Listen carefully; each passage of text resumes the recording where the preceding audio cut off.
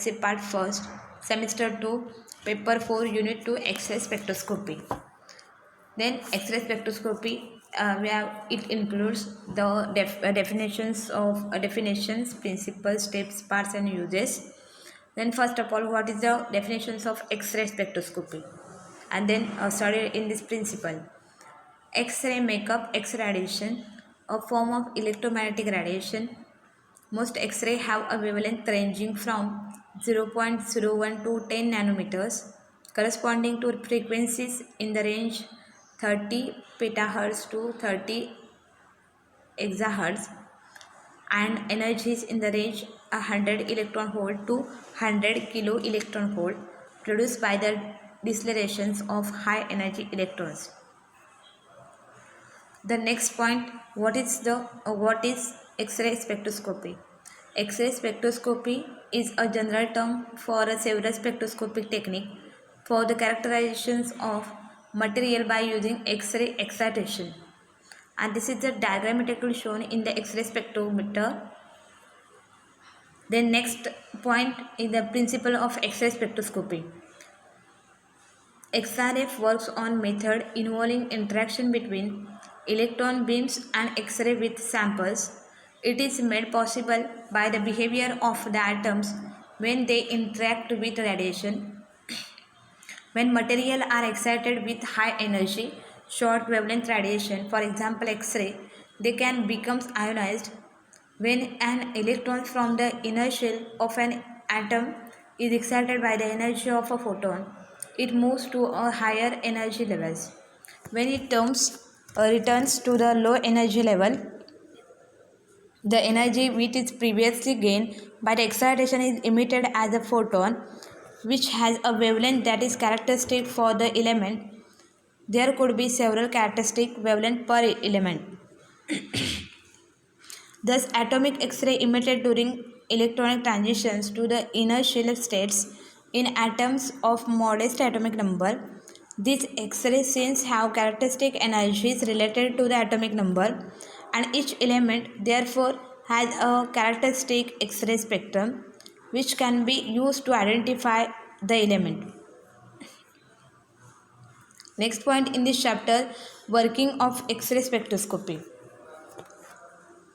An XRF spectrometer works because if a sample is illuminated by an intense X-ray beam known as the incident beam, some of the energy is scattered, but some is also absorbed in the sample in a manner that depends on its chemistry. The incident X-ray beam is typically produced from a RH target, although W, MO, chromium and other can also be used depending on the application. When X-ray hits sample, the sample emits the X-ray along a spectrum of the wavelength characteristic of the type of atom present. If a sample has many elements present, the use of wavelength dispersive spectrometer allows the separation of complex emitted to X-ray spectrum into characteristic wavelength for each element present. Then next point in this chapter is the various types of detectors used to measure the intensity of emitted radiation. The intensity of energy measured by this detector is directly proportional to the abundance of the element in the sample. The exact value of each element is derived from the standard from prior analysis from other technique. The next point in this chapter is the instrumentation part of X-ray spectroscopy. Component of X-ray spectroscopy are: the first component is X-ray generating equipment, that means X-ray tube. Second is the collimator. Third is monochromator, and fourth last is detector. Then the first part, X-ray generating equipment, that means X-ray tube. Then X-ray can be generated by an X-ray tube. X-ray tube is a vacuum tube that uses a high voltage to accelerate the electrons released by a hot cathode to a high velocity. The high velocity electrons collides with a metal target, the anode, creating the X-rays. The next is collimator. A collimator is a device that narrows a beam of particles or waves. Narrow means to cause the directions of motion to become some more aligned in specific direction. That means the collimated or parallel to the direction.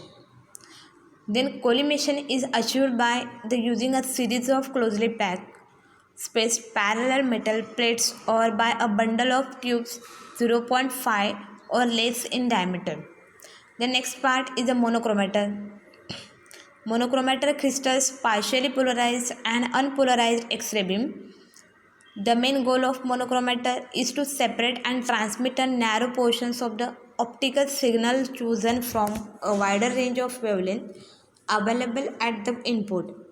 The next point in this chapter is the types of monochromator.